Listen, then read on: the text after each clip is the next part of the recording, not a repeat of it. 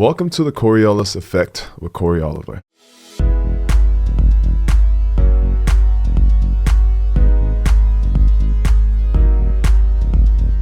Hi guys, I'm Cory Oliver. Thanks for watching the Coriolis Effect. Please hit the subscribe button below, and we hope you like this episode.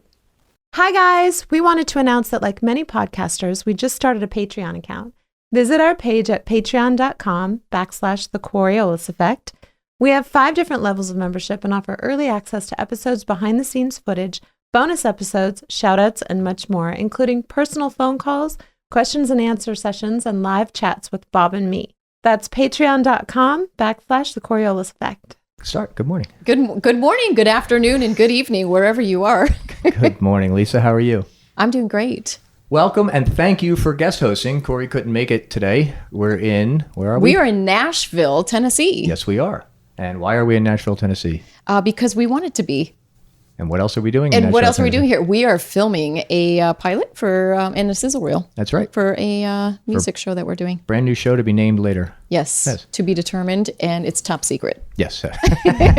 Well, maybe we shouldn't talk about it. Maybe we shouldn't. Well, thank you for filling in. Thank we you. really appreciate it. I'm excited. Oh, ours too. And who do we have? Who's going to be our guest today? Our guest today is AnnaMcElroy. McElroy or McElroy? McElroy. McElroy. Mm-hmm. Spelled? Hold on. You're going to... McElroy. McElroy. Capital E, right? I feel like I'm in a spelling bee. Yeah. Could you use that in a sentence? Yeah. AnnaMcElroy is in the studio with us today. She is in the studio with us. She's going to be fantastic. You guys will love her. And Miss McElroy is? She's a singer-songwriter. Yes. And she's in Nashville right now. A very good which is another singer-songwriter. reason we're here. Yes. Okay, so anything else? What's new with you today? We got 3 minutes to kill. We have 3 minutes to kill. Well, in 3 minutes, I can't tell you everything that's new with me, but I really am excited to be here in Nashville. And as you know, we're filming some fun stuff here. And every time I come back, I love it. And I say, we have to find a way to move to Nashville, like everyone else on the planet that's moving here right now. 50% of the one-way U-Hauls in 2020 were to Tennessee. I believe that. Yeah. And about 30% were a combination of Texas and Florida. Yeah, it's incredible. But it really is a great city. It is. And so much musical talent here. And where'd you go shopping yesterday?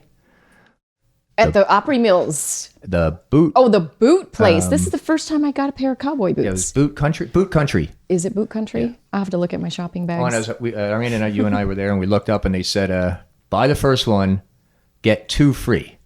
It's unheard of, and it's true. I was sure they meant the second one free, but no, it was you buy one, you get 2 free. So you got 3 pairs of boots for the price of 1. We did get 3 pairs of boots for the price of 1, and I love a good deal. Yeah. And I love my cowboy boots. I'm wearing them right now. You can't see them, but they're cute. Oh, we'll get a picture of them on the screen. I'll show you later. Yeah. Also, we got plenty of pictures of them. Yeah. And I think the 4th pair was like a third of the price of the first pair.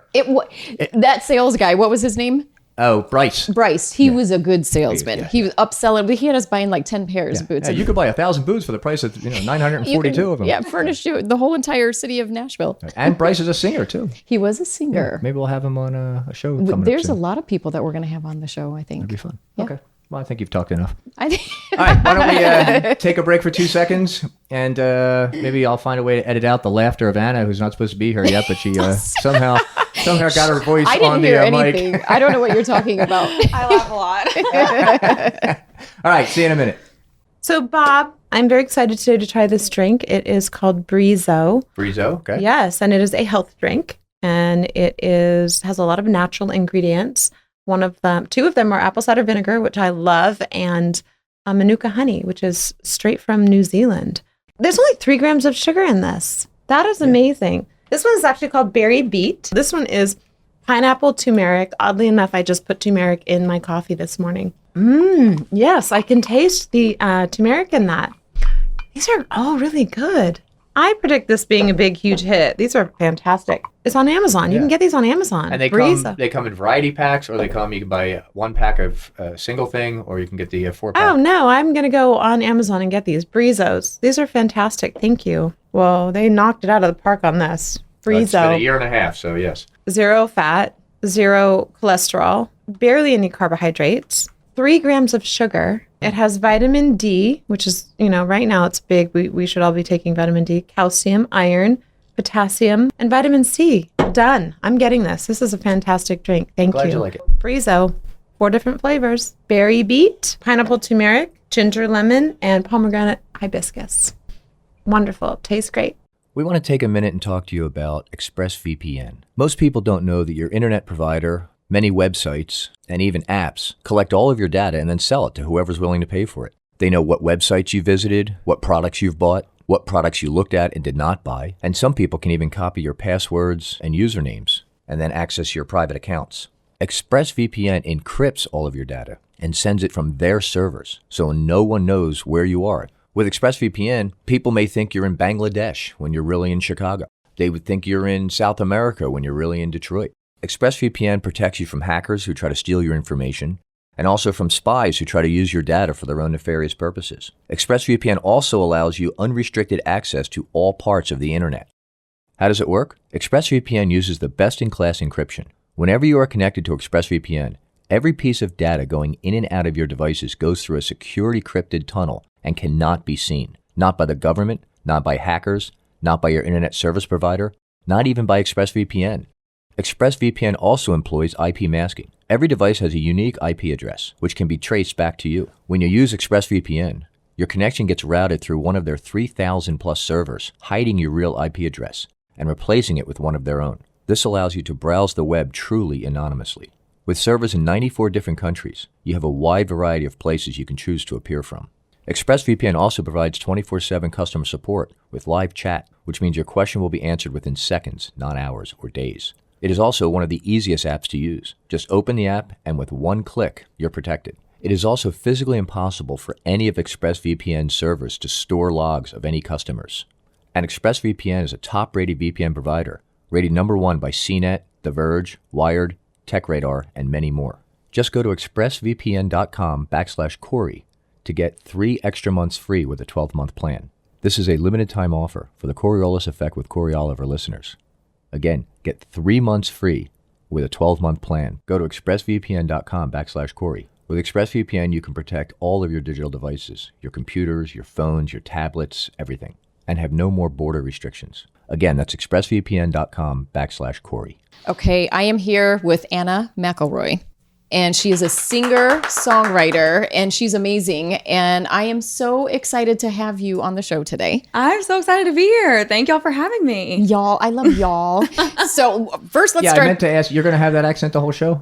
Maybe. Maybe? Okay. Maybe. Just checking. I might pull in a couple other accents. You know, I work on them every day. Do you really? No. I was going to say, we're going to put you on the spot. We're going to tell you to do something. I have a mean British accent sometimes. Let's hear it. On a good day. Maybe Is not. today a good day? I don't know. Let's see. We'll have to see.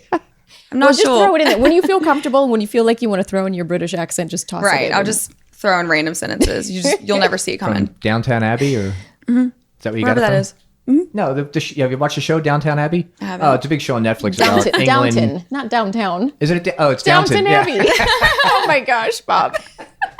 You tried to put Downton. her on the spot. You Oh my didn't- God! I always See thought what it was you get for Downtown being Abbey. mean? It's really Downton. Downton Abbey. Is that the name of the Yes. place? You know, it's funny. My wife watches that show like all the time. Yeah. And I never realized it was It's not Downton. downtown. Oh, sorry. We're not downtown Nashville. Learn something new every So, day. so we're in Downton, Nashville, right? We're in Downton Downton, Nashville. yeah. Let's go Downton. But it's a show about gonna be England in the amazing. 1920s and 30s. Oh, and they cool. all have English accents. I'd imagine. Yeah. Except for, oh God, the guy from Sideways. What's his and name? Howard Stern's movie. I know. We can't. Paul think. Giamatti. Yes. He was in that playing a New Yorker, so he doesn't get an accent. But I'm sorry. I didn't mean to cut in. Go ahead. You guys talk amongst yourselves. Back to Anna, Bob. The Bob Show. It's the Bob Show. Always the Bob Show. So let's go back. First of all, I want everybody to know a little bit about you. So you're this new up-and-coming singer, songwriter, and where did this all begin? Where are you from? Tell us about your family and your upbringing and all that other good stuff. Yeah, so I am originally from Mobile, Alabama, very bottom of Alabama, and not many of my family members are musically inclined, but my dad's mom was a piano player and at her church, and so she would sing also like in her choir and things like that. And so from literally when I was probably 1 or 2 years old, I was always just with her at the piano, just, playing around. And she ended up passing away when I was about 5 years old. But her best friend down the street, Miss Elizabeth, was actually my first piano teacher. And so that kind of, we hoped that would kind of kickstart, my love for taking piano lessons. But I saw Miss Elizabeth probably about a month ago whenever I went back down home to visit my family. And I was telling her how I was just, talking about piano lessons and how I'm still trying to get back into it. And she was like, lessons, plural, you only had maybe half of one, because I walked in and I didn't want to learn the, basics. I just wanted to learn a song. Yeah. And I was mad that she wouldn't teach me like a Beethoven song, like right off the bat. And so she said I wouldn't do anything. And so I never came back. And I was like, oh, okay, cool. So that's what I did with guitar lessons also. I did one, and then he was like, this is a capo. And I was like, I have to go. Oh my gosh. I was like, I know all this stuff. I just want to learn songs. I want to learn how to play. And so then I just kind of taught myself guitar from then on out. I just YouTube and chord books with pictures of a bunch of chords and that. And that was when I was about probably 11, 12 years old, I would say. And I always just would sing and play in my room in the very back corner of my closet. I would close every single door so nobody could hear me. I would just I'd tuck myself away. I was always so shy about it. My parents would walk in and be like, what are you singing? And I was like, no, I'm not doing anything. I'm like, nothing. And I'd put my guitar away and just like pick up a book or something. I don't know. I was always I had such bad stage fright. And I was in my choir at my church back home for the majority of my life growing up until my senior year of high school. And so, I always wanted to be in the back. I'd gotten in trouble a couple Sunday mornings because I wouldn't look up for my robe, and I was just playing with it. And my mom was like, you didn't look up one time. Like, I was so scared.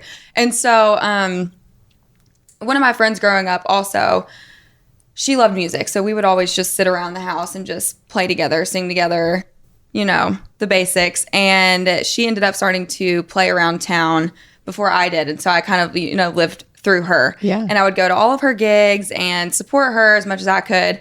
And then at one of her gigs, she randomly in the middle of like a bite of my dinner is like, Anna's gonna come sing a song. And I was just like, no, she's not. I'm not doing that. But of course, everybody at the restaurant's clapping. So like I had to. And it was the scariest moment of my life. It was absolutely terrible. I sounded awful. There's a video on YouTube if anybody wants some entertainment. It's really great. You can see the fear on the blurry video.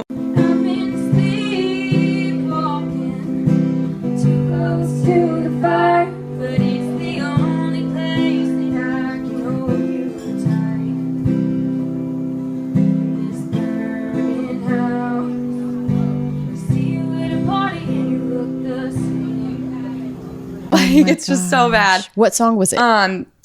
Burning House by Cam. You do know we're playing this right over actually speaking, right? We're going to find the YouTube video and play my gosh. I'm going to be like, it's not me, I swear. It's an imposter. No. And so, but after I got done singing that one song, I kind of sat down and I was like, okay, that wasn't so bad. That was actually kind of fun. And it was kind of a realization that I think this is what I want to do with my life. And so my mom started calling around to random restaurants and things. She owned a magazine that's not a thing anymore, but it was called Bay Area Christian Family Magazine. And so she had a bunch of restaurants and things that would advertise in her magazine. And so she kind of reached out to them, and it was like a swap type thing. Can she come and sing gigs for some exposure for your restaurant also? And so I started to just find wherever I could play at that point. So I would do probably 3 to 4 shows a week from 6 to 9 o'clock, 9:30 to 1 a.m., 10:30 to 1 a.m., just like late nights it was a lot. But and how old are you at this point, you said? I was 16 whenever I started that. Wow. So it was playing the guitar too, were you? Guitar was around 11, 12. And then no, I mean these shows you're singing on guitar. It was just me. Just you acoustic? For my first couple months of playing, I could play the guitar for myself, but I just wasn't comfortable with it. And so I had one of my cousin's best friends who played the guitar. I asked him if he would want to play with me at some shows. And so he was like, yeah, that sounds fun. And so we just kind of got together and learned like 40 something songs, just cover songs, Miranda Lambert, Carrie Underwood, Taylor Swift, Rascal Flatts, just like any regular song that anybody would know. And so we learned all those, and then he would go around with me everywhere for a little while. And then he wasn't available for a few shows. So that's what kind of forced me to have to play, because I didn't really have anybody else that I knew that played the guitar at that point, because I was just so new with it all. Yeah. And so I would have to play for myself sometimes, but I didn't really like it at first. And so then I found one of my really good friends, Zach Baugh from home. He's an insanely good guitar player. Like, I mean, he would blow my mind every time he would play. And I would give him like 45-second long solos in every single song we would play during the gig. I was like, take it away, Zach. Like, show him the real musician here, because he's so good. But he didn't end up wanting to do that with his life and everything. Got married, and he's doing great with what he loves to do. I wish he would still play with me, but maybe one day. I know. I told him he has to come and play with me for a big show that I have one day. And he was like, okay, like I will. I'll go play with one. I will. If he's listening right now, he's in trouble. I'm gonna just send him this one part, and he's gonna be like, okay, I know. He's on the spot now, right? He can't turn it down. So he played with me for a little while, and then I moved to Tuscaloosa, Alabama in 2017 for college for a couple years. And when I was there, I really didn't know anybody that was a musician. So I had to play for myself. So at that point, it was just me and my guitar going around, setting up all my equipment, carrying in all my speakers by myself. Kind of like Bob. Yeah, right. I could be a roadie. Except I wouldn't trip over the wires and, break everything. Don't you dare edit that out. That's staying in. The wire's placed there by somebody else. If I put a wire there, I know where it is. We Somebody were here, Bob. moved No that one wire. else was around. Right. And by the way, there are no cameras showing that. So So he can say whatever he wants to say. But we know what really happened. it's not on video. It didn't happen. No, going back to your one-woman show. Right. So I did that for a while, and it was fun. And I really, honestly, I didn't even know what I was doing with the chords and speakers. My dad would just kind of figured it out once, and then I just knew. I kind of memorized what wire went into like. You label them. A goes to A, B goes to A, B goes to B. Yes, literally. And so, except I think it would say like mic and then guitar, like Yeah. So I would just do that. I'd do whatever I could. And then I'd play weddings, I'd play bars, I'd play restaurants, anywhere that I could play. Breweries, just the most random things. And I actually played, it was 2018, and it was, I think, September, October. And my parents' high school best friends growing up were getting married. And so they asked if I wanted to play for their wedding. And so I was like, okay, sure. Like, that sounds fun. So I did that. And the photographer, this is down in Pensacola, Florida. So it's down, that's only like an hour and a half, 2 hours max with traffic from Mobile. So like not far. So I just went down for the weekend. And the photographer at the wedding had mentioned a Songwriters Festival. And I'd never heard of this before. And it was in Pensacola. And he was like, have you heard of Pensacola Songwriters Fest? I was like, what is that? I have no idea what that is. I am always in my own little bubble, just kind of doing my own thing. And so I don't really hear about all these. I didn't even know these writers round things existed at the time. And so he told me about it, and he was like, I'm a photographer for a show there. If you want to come back down next weekend and be my fake assistant, for photography, then maybe you could do some networking there. And I was like, okay, that kind of sounds fun. So by the way, at this time, are you singing your own songs, or are you still doing covers? I was not. I was trying to write, but it was terrible. So I didn't really know what I was doing, but I was doing my best, and my best was would have gotten an F if it was graded, but A+ for effort, right?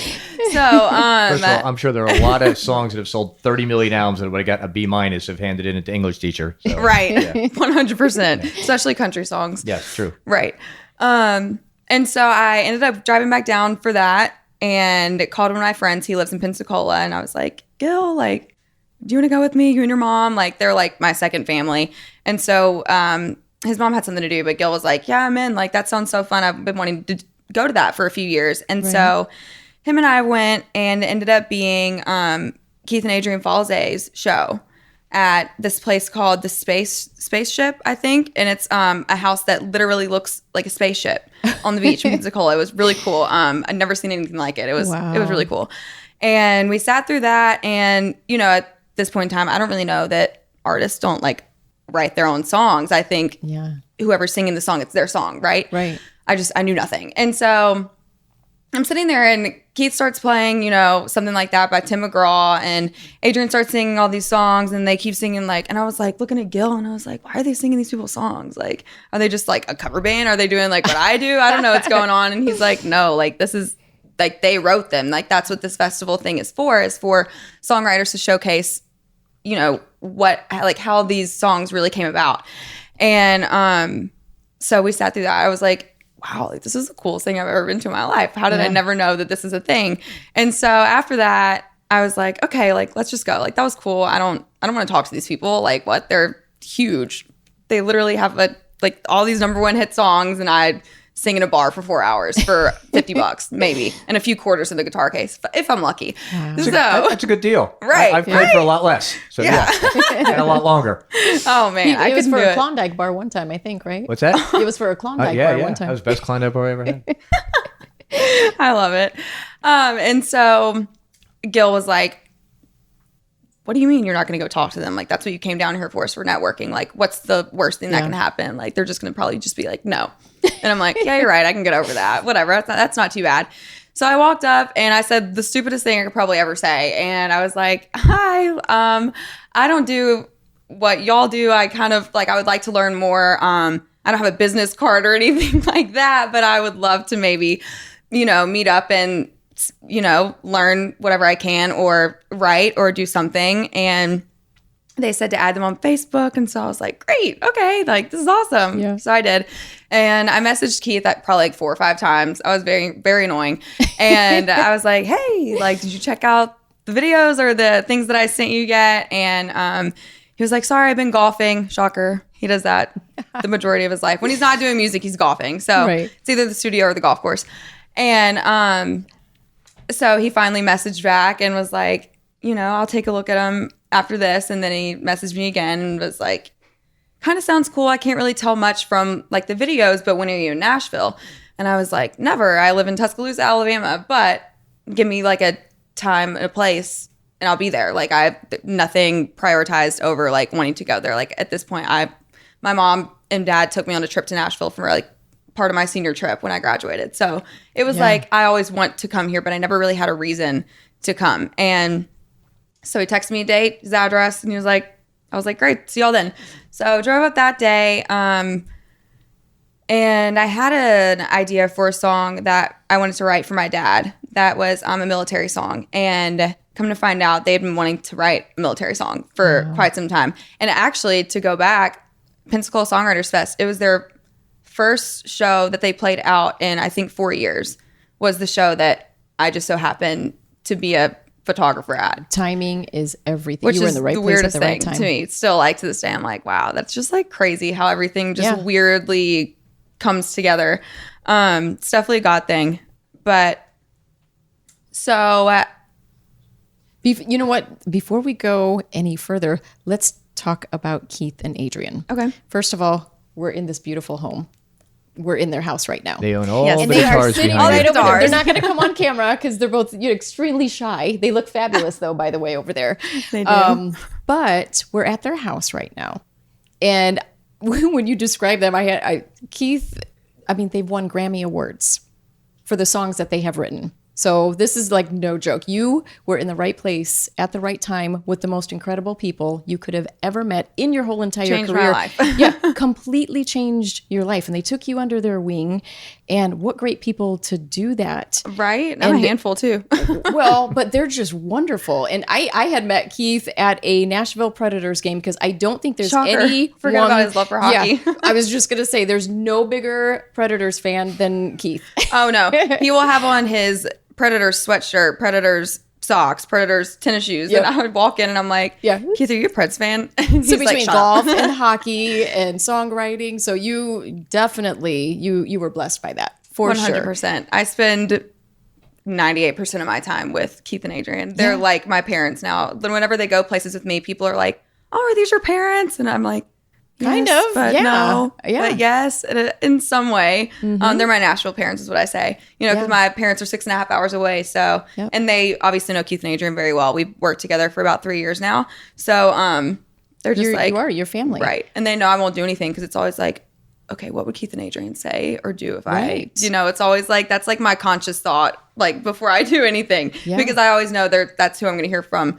first. And that's whose opinion matters most. So it's like, I don't want to mess up. And if I do, like if I lose my voice or something, or, anything like that, Keith will try and call me and I just won't answer. And I'm like, hi, what's up? I'm like, I can't talk right now because you're going to get mad at me. Yeah. And then I'll try and play it off. And then I'll come over here and I'm sitting there trying to talk in like a higher register. So it sounds like, everything's fine. And Adrian just calls me out. She's like, you don't have a voice, do you? And I'm like, no, it's gone. I'm sorry. I'm sorry. Yeah. But, they hold me accountable for everything, which is really nice. Everyone Which needs is somebody great. like that. What's it like working with them? It's so fun. It's really fun. Just like being now, it's very comfortable to write with them because they know me better than I know me, I think, personally, and I think they would say the same thing.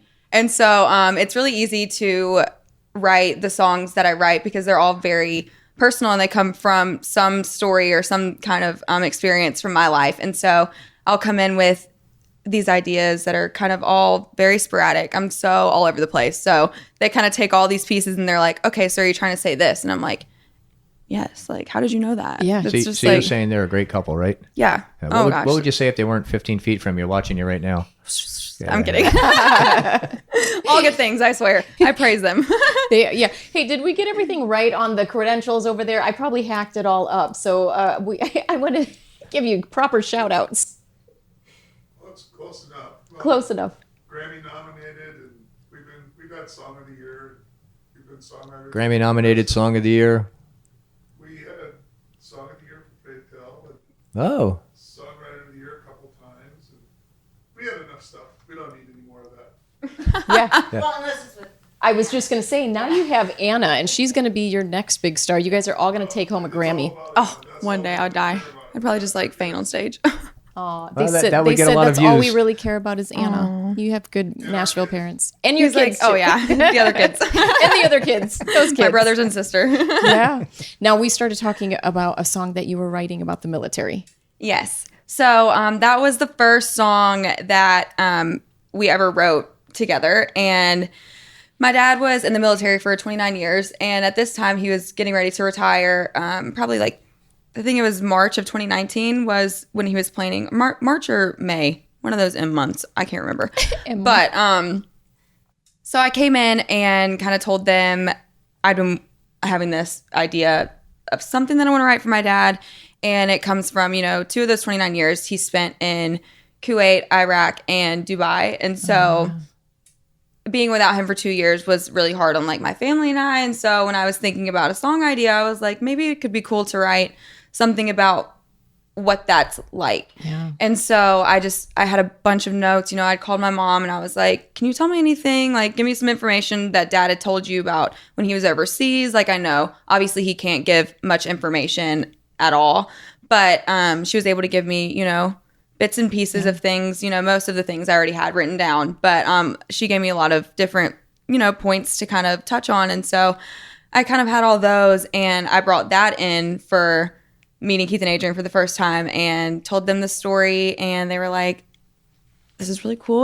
We've been wanting to write a military song for quite some time. And I was like, this is perfect. Let's write it. Like, work with me, please. That's just like I was so so cool. desperate and anxious. And I was like, I need this. Like, it was just so cool. The fact that I was like, Yeah. my first time like walking upstairs into the studio, which is where we do all of our work. I was just like, literally just sitting there. I think I was probably so like weird and shy and awkward like the first time I met them. I just know I was, and I like wish that there was video, but I'm that's also over so now, glad so. there's not. Right? Yeah. You get over that quick. Yeah. Oh yeah. I come in, I like roll out of bed, and I'm like, hey, morning. And they're just like, wow, rough morning, and I'm like, still asleep.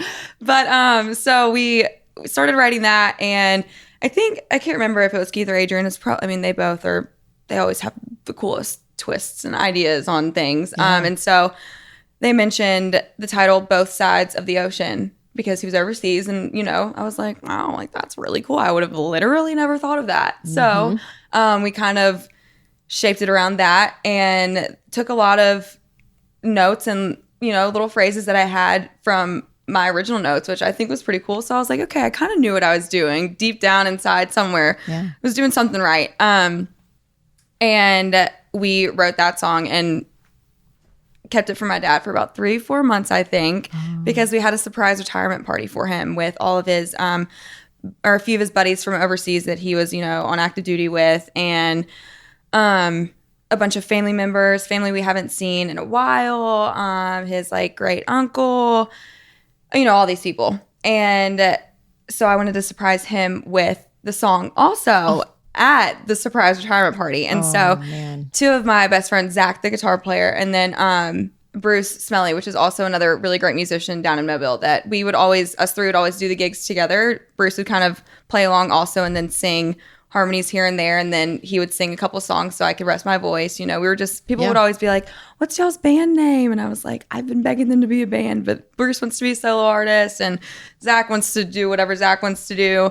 And so my dad loves to watch Bruce and Zach. Like he literally is obsessed with them. Like he's like, oh, what's Bruce and Zach doing? Like I come in town now still, and he's like, maybe Bruce and Zach can come over. And I'm like, I haven't talked to them in so many months, but like I can text them and see. Yeah. And so mom was like, we're gonna just take dad for lunch at Bruce and Zach's gig that we set up. So we got Bruce and Zach to get a gig that day during lunch because it was at this restaurant called Bluegill, and so the times were always 12 to 4. And Bruce and Zach scheduled their gig, and so they were playing, and I sent them the song beforehand so they knew it. And I walked up like halfway during the lunch, and I was like, hi, I have another surprise. I have actually wrote this song 4 months ago. I'd been telling him I was just in Nashville, like just doing like this and that. I was never telling him I was actually like working and doing things. Yeah.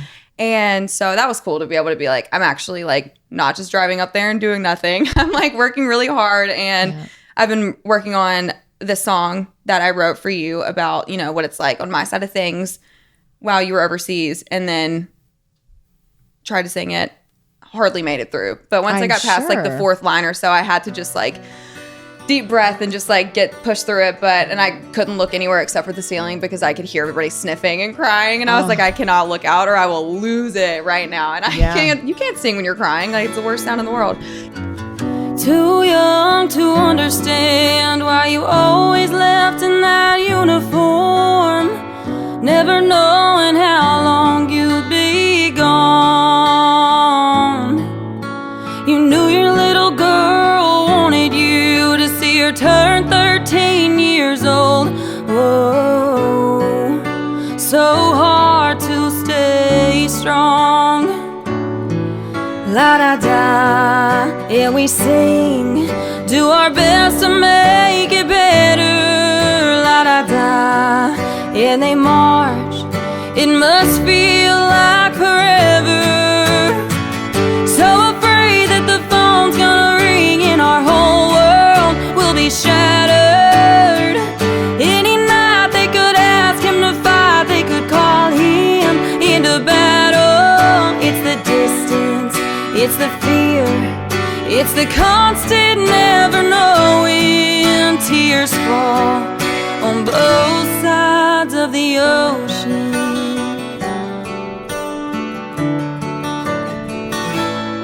You got our picture in your pocket. We've got the yellow ribbon tied around the old oak tree. All the neighbors try to understand, but they don't see your empty chair or miss your voice when it isn't there. Oh, but they try to lend a hand. La da da, and we pray when we feel all alone. La da da, yeah, we trust in God to bring you home. So afraid that the phone's gonna ring and our whole world will be shattered. Any night they could ask him to fight, they could call him into battle. It's the distance, it's the fear, it's the constant never knowing. Tears fall on both sides of the ocean. Ooh.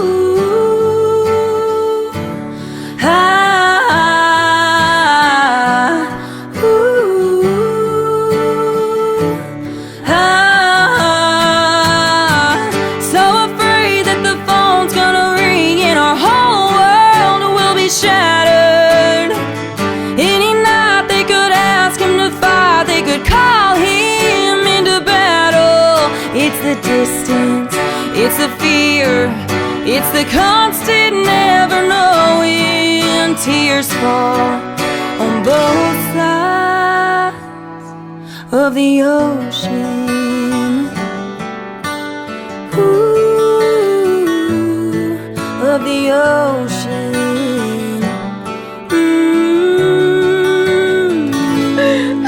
That was beautiful. I bet your dad was in Thank you. tears. Oh my gosh, he was sobbing. I couldn't look at him, and then until the end of the song, and then I looked at him, and then that's when I lost it because it was just so, he'd never heard the song before. I'd never sang it outside of the studio, and so I think also hearing it myself for the first time out in a public setting was it hit. So it was like, okay, like this is like a deep song, Wow. and it was really hard to hold the tears back, but somehow I managed it. Yeah. Somehow by the grace of God good for himself. you. He got me through it. So that was really cool. And then after that song, they asked if I wanted to come back and write again. And I was like, duh, yes, please. I will totally come back literally every day. Just tell me when and where. Doesn't matter to me. And so I think it was like 3 months. I don't even know how long after that. And then we were upstairs in the studio, and I think I was leaving after a writer. I had just gotten there or something, and they were like, so we've been wondering if, maybe you would want to be one of our artists. And so I was like, really? I was like, are you for real? Where do I And sign so I up? was just like, literally just in such shock. I was like, okay, yes. Like, no questions asked. It was just like immediate. I was like, please, like, that's incredible. Okay, What a compliment. You have a no poker face. No poker face. You should say, well, let me think about it. What's Right? I know. I get too excited about I things. want this. I want that. Yeah, you got to. I know. Boy, I'd love But I was to. like, oh, yes. Like, I've been waiting for y'all to ask me this for the past, 5 months, Wow. But what an incredible opportunity for you to work with somebody on that level. Oh, my gosh. I would go back. My roommate, and none of my friends have ever really been into music. And so it's always so fun to go back and be like, guess who I'm working with, And it's just like, I could brag to them because they didn't know anything about it. And it was just like, they were just as excited as I was. And they were like, no way. Like, this is the coolest thing ever. And they're still they've gotten to meet a few of my friends, Keith and Adrian have. And my friends love them. They're always like, how's Keith? How's Adrian? And I'm like, they're great. What's not to love? And we always joke about them. Like my freshman year roommate, Maggie, she studied abroad in Italy, I think it was. And we went over some direction to Denmark to work with a Danish producer, Rune Breger, and he's incredible. And so Maggie was studying abroad, and I was going over to Denmark, and I kind of texted her, and I was like, I haven't seen you in like a year and a half. Maybe you could fly over to Denmark, and we could get dinner one night while I'm there. And so she got a plane ticket and met me in Denmark, which was really cool because she's still to this day like my number one fan and best friend, and I love her to death. And she got to meet Keith and Adrian, which she had been dying to do. She's just like one of those friends that's like, I need to know everybody. Like, I want to know them. Like, I want them to know me. And it's just like, of course. And so she got to sit in the room and kind of see what we did. And I think that was really cool for her also. She still talks about it to this day. She's like, yeah, I got to watch you record. And like, she'll brag in front of all her other friends because none of my other friends have gotten to experience that. And so she definitely holds that title. She holds it well too. But yeah, so, it's just been really cool all together. It's like, they're literally like family now. So and you record right here in the house too. We do everything in the house. Could you give us a little tour, do you think? I think and so. show us where all the magic happens? I would love to. It's my favorite room in the house. Okay. I get that. I just wasn't aware. Okay. Let me tell you how to do your job, Bob. Yeah, would you please? Yeah, Bob. Hey, somebody has to. Cut, insert video of upstairs tour. Hey, Cade, when you're editing this, would you cut out all the insults they give to me And keep all of his to us. Yeah, anything I say about them, we can keep in, but anything they say about me, her just, lighting's really bad. Yeah. When they talk, all you hear, wah, wah, wah, wah, wah. Just put the edit over it. Friends call him Bert. It's a small studio. Bert, his close friends can, but... Isn't that Ernie's roommate? Yeah. Okay. I don't know exactly what that means, but I can do it. Wait, Bert, you're... Okay, I know what that is. Never mind. See, I'm slow. All right. You know what's funny? Tour. The edit stops after I don't know exactly what that means. Hey, Bert, let's go. Okay. So this is where all the magic happens. We do literally everything in here. This is my seat. This is where I sit. Oh, the hot seat. The hot seat. This is right in the middle. This is Keith's chair.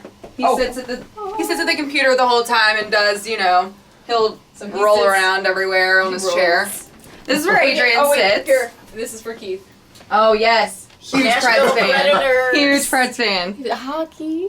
There's probably more Preds things in here too. Right There's another one over there. Stop, puck and play. This is our big chalkboard. This is what so this is his son Ryan, his songs from his country album. And then This is Anna. what he's written or has to write, or Well, what's that this? was for his album that was on Big Machine. Oh. The family wrote the whole record and we did it right here. Oh yeah. Yeah, so I got to sign the wall a couple years ago. Look at that. I don't know why I put that song on there. It's a really good song, but at the time, it wasn't. It's just not like our very top song right now. Like Room our was top here. list. Yeah. Room And so was I just here. like wrote that one, but I freaking love the song, so I'm like, I'm not gonna change it. Yeah. And what do you do? so we have all the guitars over here. Keith will just go through all of these for So playing. you on the guys play all tracks. of these here. We just kind of grab one, so I don't ever have to bring a guitar, which is nice. So I literally just roll in with my book bag and my computer, my notepad that I'll sometimes type them out, sometimes I'll write.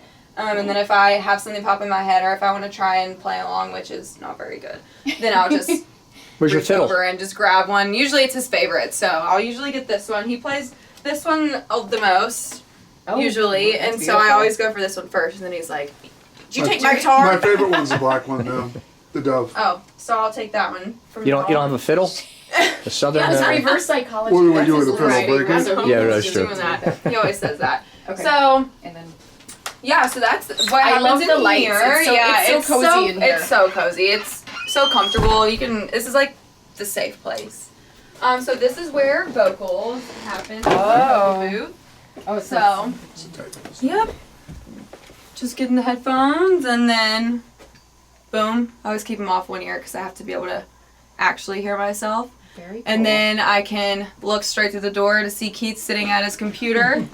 And that's whenever he tells me if I'm doing something wrong, or that's when I'm like, what am I doing wrong? Because I can usually hear it when something's just off. yeah. So this is where I sing and I spend the majority of recording sessions, and then I stare at the little studio dogs through. Did you see the glass shelf? door. I was just Yes, looking all at the the shelf. awards. Isn't that the Look cool at thing? this. One day, maybe I'll get to have something like that. Oh my gosh. Wow. It's so cool. I know, it's so distracting sometimes. I'll be in here recording and Keith will be like this and that, and then the music will start playing and I'm like, I missed the comment, and he's like, you missed it. Does And it I'm like, does it "Sorry." ever happen where you say, I'd like to do it this way, and Keith says, I'd like to do it this way, and you say, I'm the singer, and he says, turn to your left and look at all the awards on the wall? No, that hasn't happened yet. The beginning part does. We'll go back and forth, and then it'll just be like, okay, we're going to do both of them, and then we figure it out, you know? So it's always, hers got lost. yeah. Somehow, yeah. Yeah. Right. So sing. She has great ideas. Sing We do a something. lot of her Sing ideas. something. What should we sing? I don't know. Oh, this is what do you American Woman. American Woman. I don't know the Da da da da da. There we Sing go. something from our friend Bert. Bert and Ernie? Love him. We go way back. Oh, Oh, Cue the all right. music. Cue the music. So we'll go to the great piano. Oh. So with the infamous Keith, he loves to play. Another play.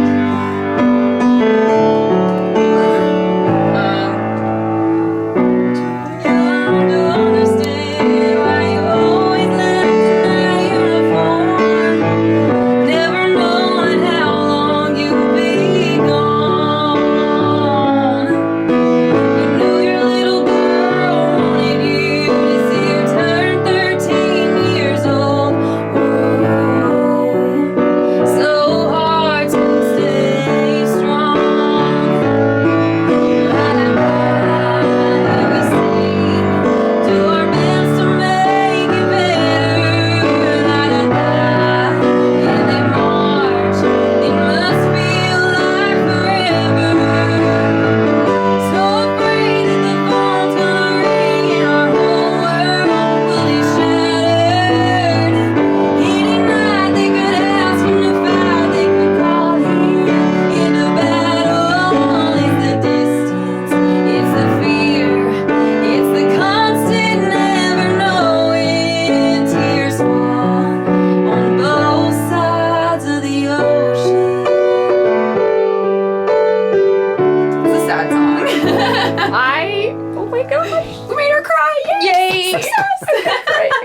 It's coming out Veterans Day, I think, right? It is coming out Veterans Day. Finally, we wrote this. It was the first song we wrote, and I think we're coming up on our 50th song together. And so it's super fun. I've been wanting it to come out since the day we wrote it. You've written 50 songs with Keith and Adrian? And a lot of them have been, a lot of them have been co-written with their children, Ryan and Jamie Falze. Yep. They're in a pop band, Hot Shell Ray. Yep. With their buddy Nash Overstreet also. And so Ryan and Jamie lives in Nashville. So Jamie will come over and write with us whenever he can. And then Ryan, whenever he's in town, we always try to get a couple days together because we all just work so well together. And we always come out with something so great. And so far, they've been some of my favorite songs out of all of them. So it's always fun whenever we all get to write together. Obviously, Keith, Adrian, and I think we make some pretty good magic, just the three of us. But it's fun to bring other people in the room also. And then we've written with a couple songs with Lance Carpenter. He has a few hit songs. And one of my good friends, Kinsley Melhorn, she's a really great writer. She's such a sweet girl. George Forbes, he's a friend of my parents from back home. He lives in, I think, around Franklin now. And I'm sure there's a couple other people. And then, Denmark. Rune. Yeah. We've written, actually some of our best songs were written with a Danish producer, which I think is so funny. And he had a couple lines that he had said that were probably the most country lines that would come from a Danish person. And I remember in one of our songs called Minus Me, it's a song that talks about the story is kind of you're getting ready for your wedding day and then your maid of honor is cheating on you, or your fiance at the time is cheating on you with your maid of honor. And so we're trying to wrap up the line. So the first verse is like 6 days and counting down, trying on my wedding gown, day 5, the family's here. Day 4, it's happy tears. Day 3, like I'm higher than a kite. And then the night before the day, I caught you in the maid of honor. And then this is Rune's line, rolling in the hay. Oh, and I was like, gosh. that is great. You know what? That's going to be like the theme song to every. It's like I Will Survive from the karaoke place Right. last night. Everyone's going to be singing this. What you need is an intro, like that piano roll that everybody, as soon as they hear it, they start jumping. That's right. We were karaoke last night, and they started that, and every girl in the place, of which 90% were girls, jumped up and ran up and sang the women's women's anthem. It's so Crazy. funny. Tell me about Real Tractors Are Green. Who'd you write that with? Tractors Are Green. So I wrote that with Keith, Adrian, Ryan, and Jamie. So that was fun. That was a whole family song, right? Like the Partridge Family Family or something. That's way business, before right? your time. Who would be like comparable to the Partridge Family today? Nobody. Wait, do you know who No the Partridge idea. family No, are? I actually don't. They- I was trying to go with it. I was like, yeah. And I was First of like, all, I have no idea who that is. They weren't partridges, and they weren't a Family. family. But it was a So I was Susan, picturing birds. Susan Day. I want to say who's the guy who's the redhead. Keith and Adrian, help us out here. Danny Bonaducci. Danny Bonaducci. Who's By the way, I was in a band with his wife, really? Gretchen. Yeah, Oh my ex-wife. gosh. But and Shirley Jones. Yes. Now I'll tell you a side story, which cover your ears, honey. My first wife's mother was a theater actress, and she lost out that part to Shirley Jones, No and couldn't watch the show because Shirley Jones' career took off, and she just Wow. every time Oh she my saw it, gosh. she I probably couldn't watch it snarl and, either. Oh, Right. yeah. That would be hard. But That would it be was- so hard. So you've got 50 songs written. Now, are they all released, far. or some in the Just one. Just one Just release. one is Okay. released right now. Which is Real Tractors Are Green. Okay.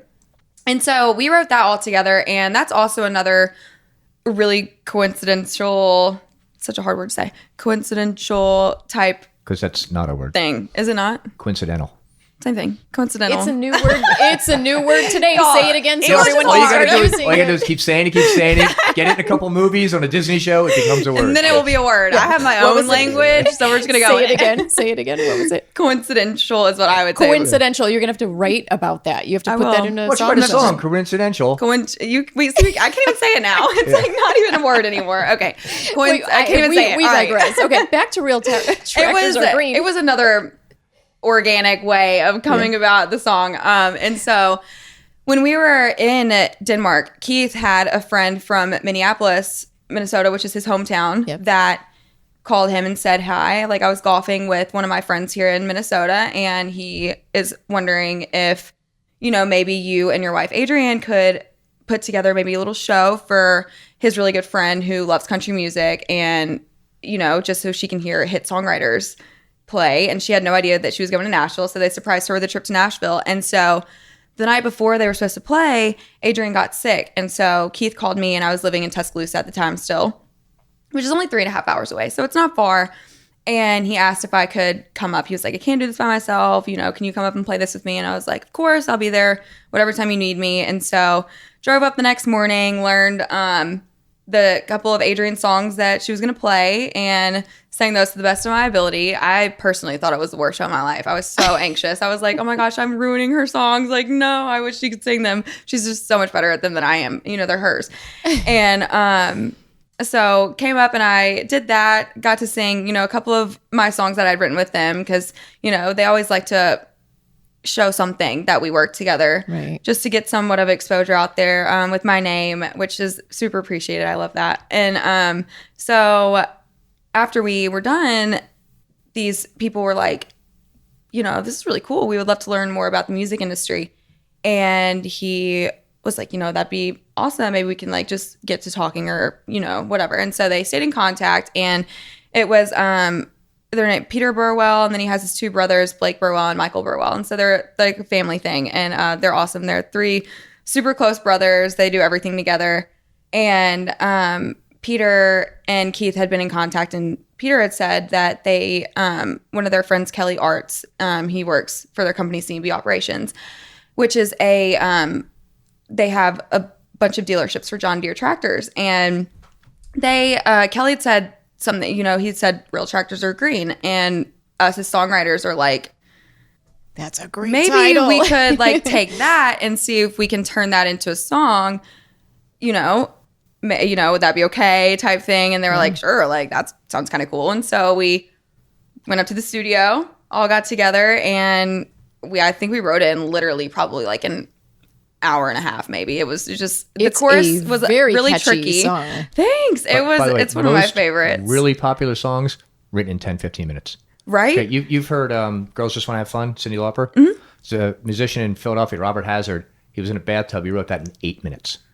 He was just bopping around. Cyndi Lauper went into Philadelphia and grabbed all the musicians, grabbed the song like Hooters, time after time and stuff. But yeah, he said, I'm in my bathtub. I was screwing around, and that song made, I think, probably top 10. Easy. That just blows my mind. Flows. Oh my gosh. I sit there for months with like one line, and I'm like, where do I go from here? I don't know what to do. Well, see, now that's the trick. Better at it now, but very good friend of mine, Richard, who was in 9 Inch Nails and then in Filter. Richard, God, what's Richard's name? I can't think of him. But anyway, his biggest song, Take a Picture, was huge. He wrote it in like 20 minutes. Wow. And every other song that did well, he's taken 3 hours. So the trick is, if it's taking you 3 months, go to another song. Move on, come back to it another time. Right. Yeah. And if you saw the documentary on the Beatles, Paul McCartney said, with Michelle, he said they wrote that. They went from the beginning of the studio, an hour and a half. It was written, done, recorded, done. Man, and that Michelle's blows my a mind. huge song. Yeah. Oh, People are so talented. It's just like, well, hi, so are you? I'm getting there. I'm working. I'm trying to. Okay, But so I I have mean, two you're questions. ahead of the game. Where are you living now? I live in Nashville, Tennessee Okay. now. I just moved here a little over a year ago. So about a year and a half, I would say, right before COVID. Perfect timing. Okay. So you're local. You don't have to drive 3 hours to get here all the time. Right. Okay. But I did do that for about probably a little over a year. You'd come up, stay a week, or So I was still in school at the time. Okay. So I would schedule all my classes on Tuesdays and Thursdays. I would try to. And so I would have like full days of classes on Tuesdays, Thursdays, and then Monday, Wednesday, whatever other days that I could convince them to let me come up again. so you I drive would up 3 hours, drive back 3. Mm-hmm. Okay. And my cousins. Dedication. Right. It was in I was never not on the road, but it became like second nature to me. So it was weird to not be driving 3.5 hours one day and then driving back the next day. So it was just like, it was my routine. And I would always stay with my cousins, Blair and Michael McDavid. They took me in pretty much, the whole time I was in Nashville, which was amazing. We're like best friends now. I love them to death, and I wouldn't have been able to do anything I was doing if, it weren't for them, because, hotels are expensive and like all these things, everything's just money, and that's what I don't have. So I was like, thank you so much for doing this for me, $35, $50 a show. You can't afford a big I hotel? could get gas for half my trip, and then I was like, how am I going to get the other half? Okay. Just kidding. So then when COVID restrictions lifted, did you start playing out in Nashville?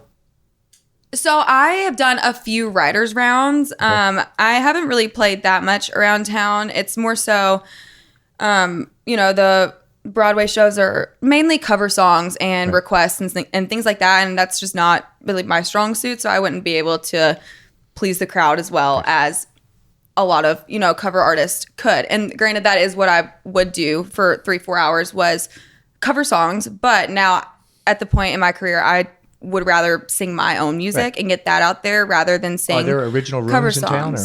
There are. So I've played at Doghouse Saloon I think it's on Demembrian.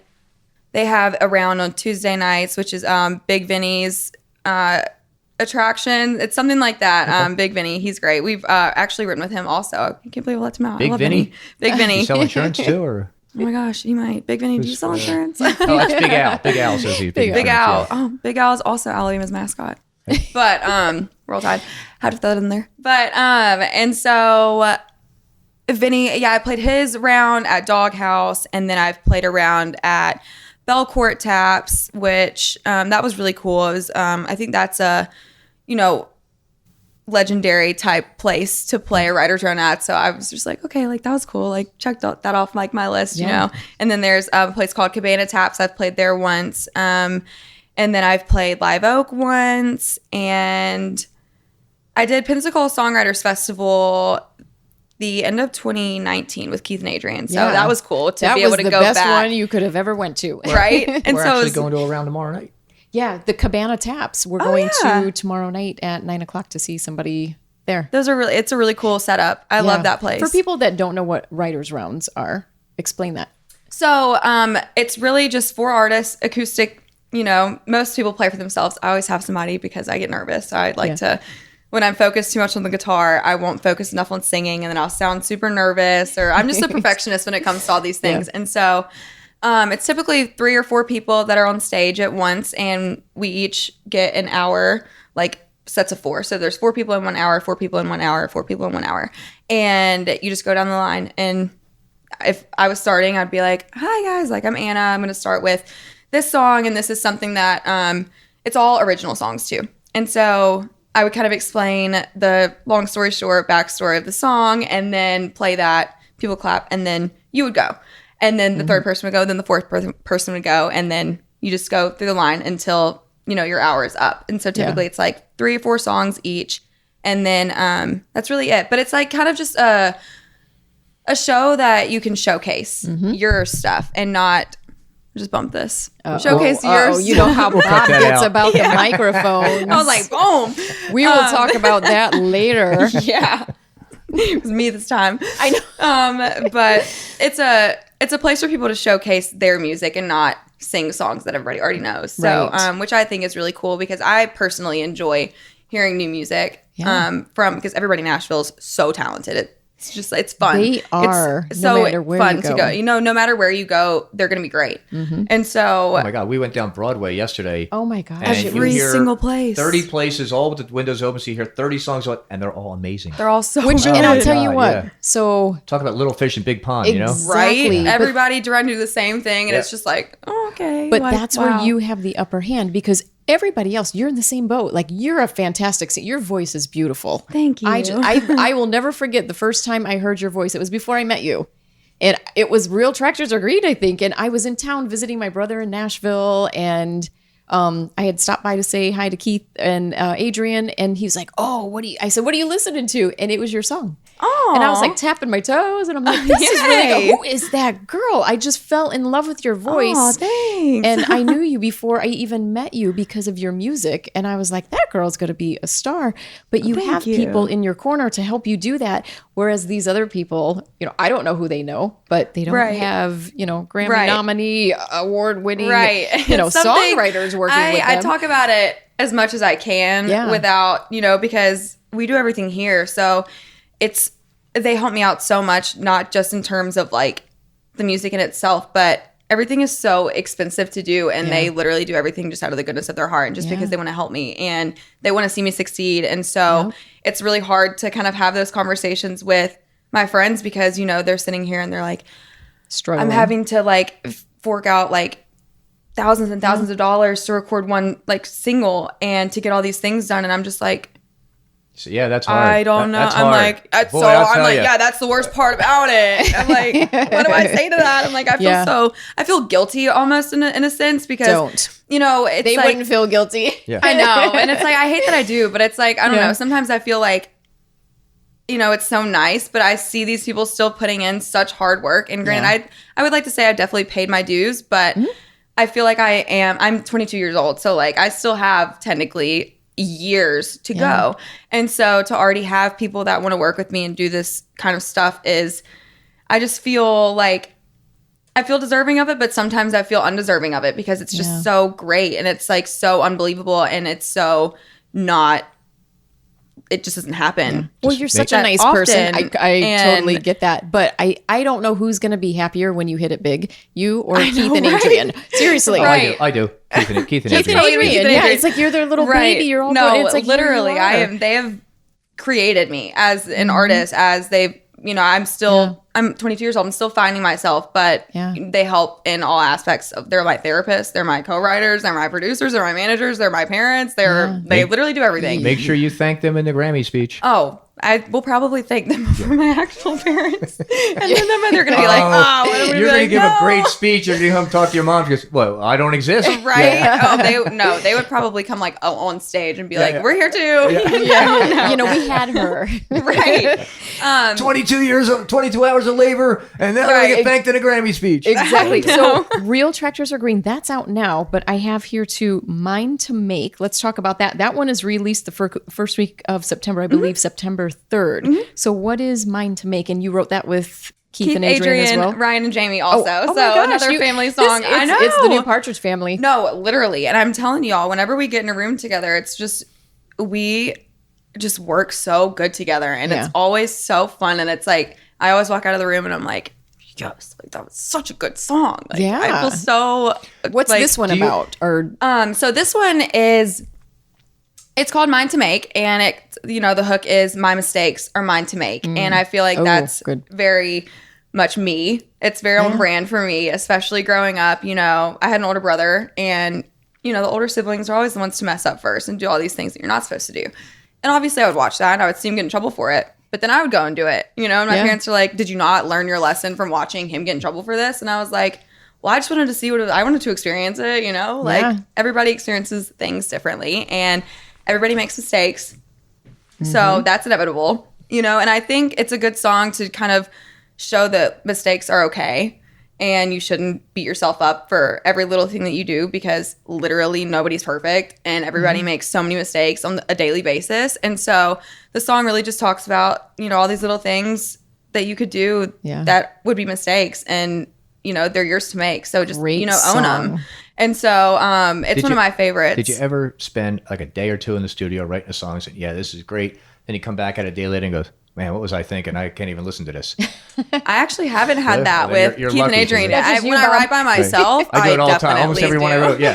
What was I thinking? Oh, that's dumb. this is stupid. No, I do that when I write by myself. I will write down things in my notes and I will look back at it the next day and I'm like, I don't know what that even meant. It's like the weirdest things. And I'm like, we're just going to delete it and pretend it's not there. The purple butterfly. I don't get what I was Right? thinking. And I'm Yeah. like, but when I wrote it in my notes, I probably had like this big like image in my head and I'm like, this was the purple butterfly. Okay. But I only write purple butterfly and then everything else just disappears. And I'm like, great. Okay. So maybe I should start writing down like the context of these ideas and Good I write idea. down the Do you ideas. keep a pad by your bed in case you wake up and think something? I new? just put everything in the notes in my phone. Okay.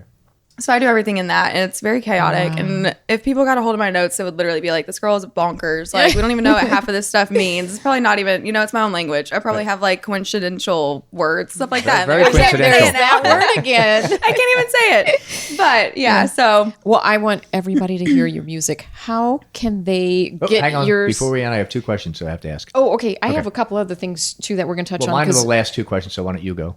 you want me to do that and then you'll end The it? last two questions we ask everybody. Okay. Yeah. So I know what those are. Yeah, because you had to answer them I once. did. You're like, oh, can I change my answers, No. by the way, on mine? Because I was like, why would I say that? We'll get to that in a second. No, it's fun. It's fun.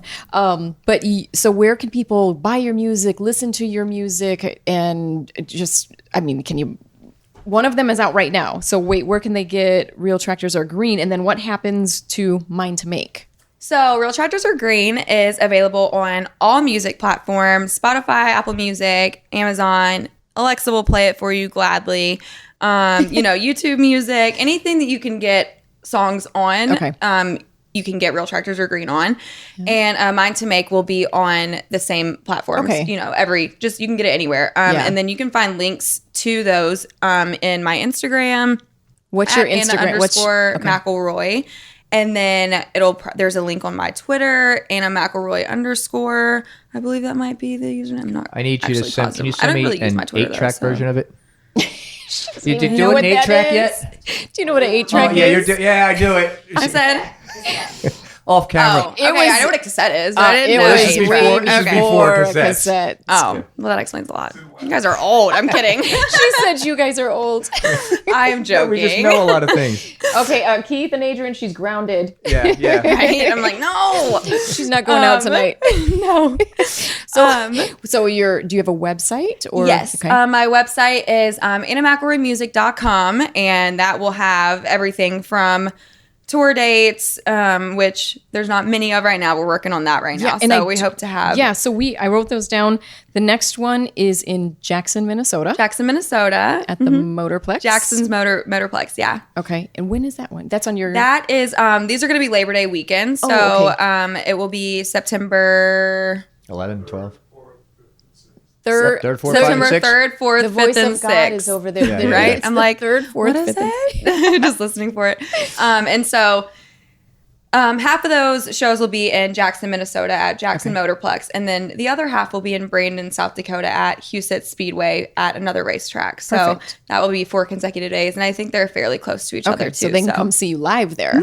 So if We'll you're do in two the 45-minute neighborhood- sets. I think I'm singing the national anthem also, which I've never done. Is it so at a race? It is at a race. Very good. NASCAR race?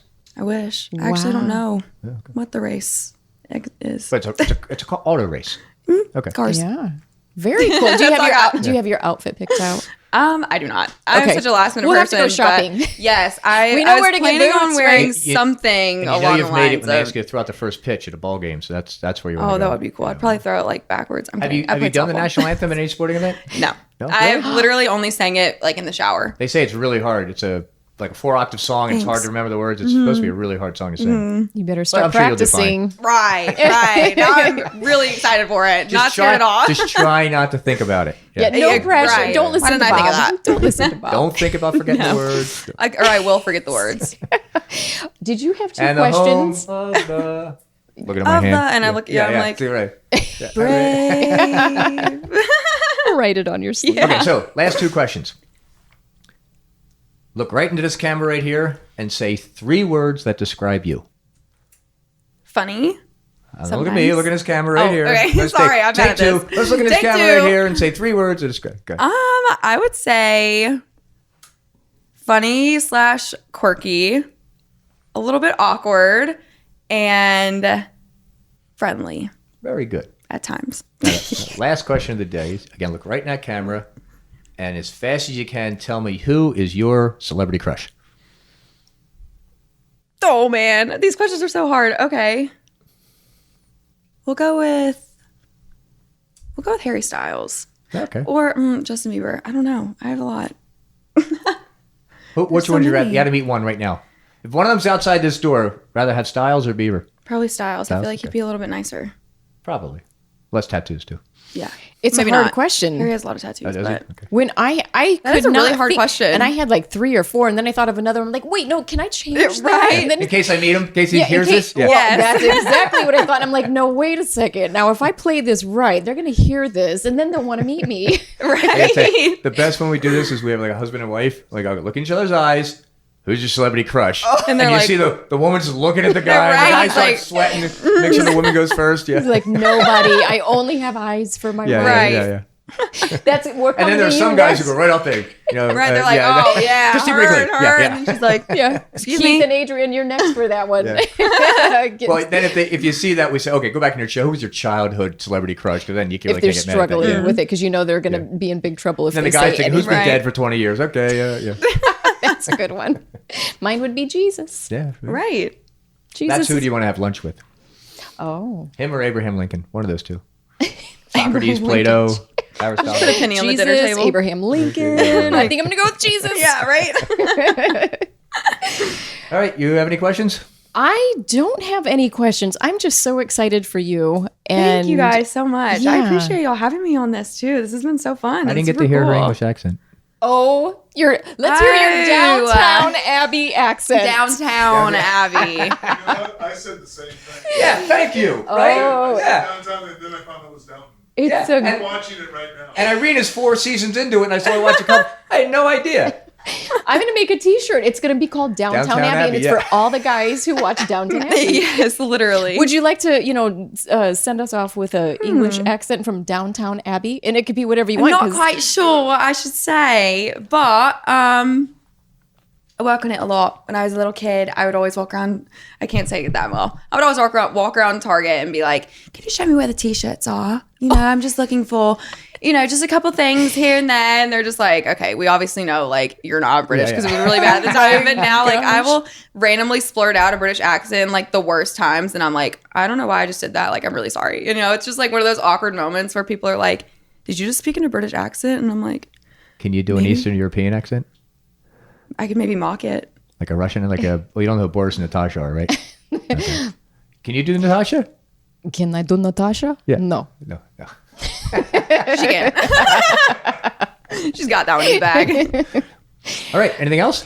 No. I just thank you for your downtown. That was y'all. actually really good, Yeah, by that the was way. very good, I- actually. that Yes, I it was very like, good. okay, Very I'm good. on the spot. Now I really got to We're think going to about send that to a it. few producer friends of Yeah, ours. you're and going to say, watch yeah. this and you're going to say, you know what? I do have a really Just be good an actress. accent. We'll just be You need a British actress Southern one English day. actress. There she is. There's Right? Southern English. Just go back and forth. There'll be 2 different characters. You could be like they do in the. I'll put on a remember the brown haired 70s with wig, Bewitched and then I'll be she- British, she and was then that I'll just be evil Southern blonde. Cousin. Didn't Yeah, she Garth played Brooks herself do and her that? evil cousin. Did he? Didn't Garth Brooks do that? He had like his alter ego. What was his name? He had Oh, that was the craziest thing. that Yeah. was Well, okay, so Bewitched and I Dream of Jeannie. They always had the cousin that was evil, like Sabrina on Oh. Bewitched. Right. Way before your time. Don't worry She's about like, it. who? Sorry, I we're so forget I Dream of old. Jeannie, I know, but I'm like, she had a cousin I'm too. just going with it. Yeah. Yeah. So I don't have any more questions. And I hope that everybody just listens to your music and they follow you and they follow along your career, because I don't have a doubt in my mind that you are going to hit it big. You're going to be like the next big star, and you deserve it. You work really hard. You're a sweetheart, and your voice is amazing. You really are talented, you. and your songwriting skills, they're just getting stronger and stronger every day. Thanks to Keith and Adrian. I learned thanks- everything from them. Yeah, thank you, Keith and Adrian. Thank you, Thank Keith and you. Adrian. Thank you, Keith and over there. Maybe we'll put your pictures up. Homeschool somebody. Their first student. Did you graduate college? No. Oh, what was your major before you graduated? I had like 10. Tell you, I would literally change my major like every 4 weeks because I had no idea what I wanted to do. And Alabama didn't have a music major that was anything past maybe being, a voice teacher or a, high school music teacher type thing. Yeah. And that was obviously not. I need a drink of water. Did you want some water, Bob? I have some over here. Screaming at my wife, she's Oh. take a picture. Bob, She's here. like, I got it. That's it. Maybe I can get you a pineapple turmeric, Yes. sparkling fruit tonic. Or we can get you a ginger lemon sparkling fruit tonic. Yeah. Oh, here, let's Let me hold tell this you up. something that Lisa's going to teach you. That was all set design until you touch it. Now it became a prop. product it placement. did. That's the difference. If nobody touches it, it's set design. As soon as you touch it, it becomes a prop. Yeah, Makes here, sense. we'll lean in and do our little. She's like, I'm falling over in my chair. Right? This is really After one. non-alcoholic. Yeah, you got to Great for learn kids. how to hold the label out. You're going to do product endorsements. Thank you, Anna, for being our wonderful guest today. And thank you, Cory Oliver, for allowing me to just sit in here in Nashville. I wish you could be here, but I hope you're getting untied from the closet that Bob put you in before we got here. Throw me under the bus. You said that's what you did. You said that's why tie she her couldn't up, I come wanna here. do the show. Exposed. You said Cory's not available. I tied her up and threw her in the closet. Was that a lie? No, shovel. Oh, a shovel. Oh, we're so Thank you, close. Cory. She's Thank like you, my Cory. soul sister. And this has been lots of fun coming to you live from Nashville. Well, maybe Nashville, not live. Tennessee. Coming to you from Nashville. Well, you're live right now. By the time they watch this, you won't be live. Yeah, It'll I won't be live live. on tape. Live on Live tape. on tape. Live on tape. Live on camera. It's a thing.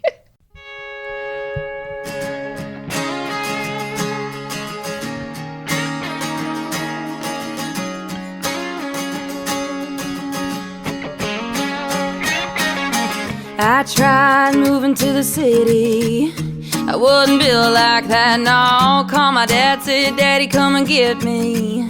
Go on and bring me on back home. I miss my bare feet on the banks of muddy waters. I miss being the farmer's daughter, where real roads are made of dirt, Sundays are made for church, and everything we got is all we need. Real whiskey's Kentucky Rye, red, white, and blue still fly down every small town, one stop to Lane Street. The only place that I call home will be where real tractors are green.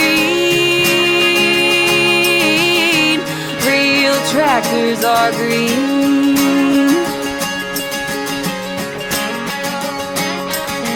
I tried riding on a subway.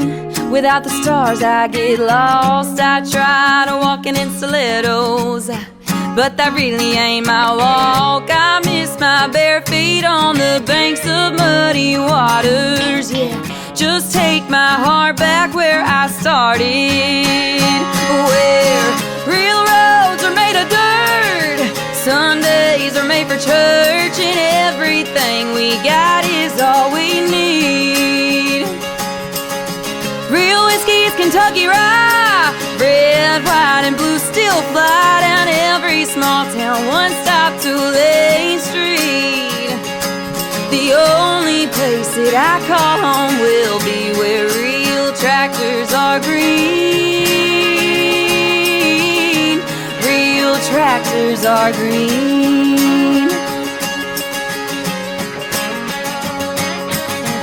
I tried moving to the city. I wasn't built like that, no. Just take me home, where real roads are made of dirt, Sundays are made for church, and everything we got is all we're ever gonna need.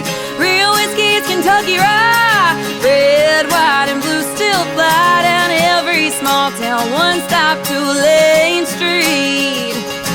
The only place that I call home will be where real tractors are green. Real tractors are green. Real tractors are green. Real tractors are green. Whoa, yeah. And we're out. The Coriolis Effect is produced by JS Productions, with host Cory Oliver, producer-editor Bob Victor, and assistant editor Cade Bombsell. Hi guys, I'm Cory Oliver, and thank you for watching The Coriolis Effect. We hope you enjoyed the previous episode. Here are some more episodes you might enjoy. Hit the subscribe button below, and have a great day.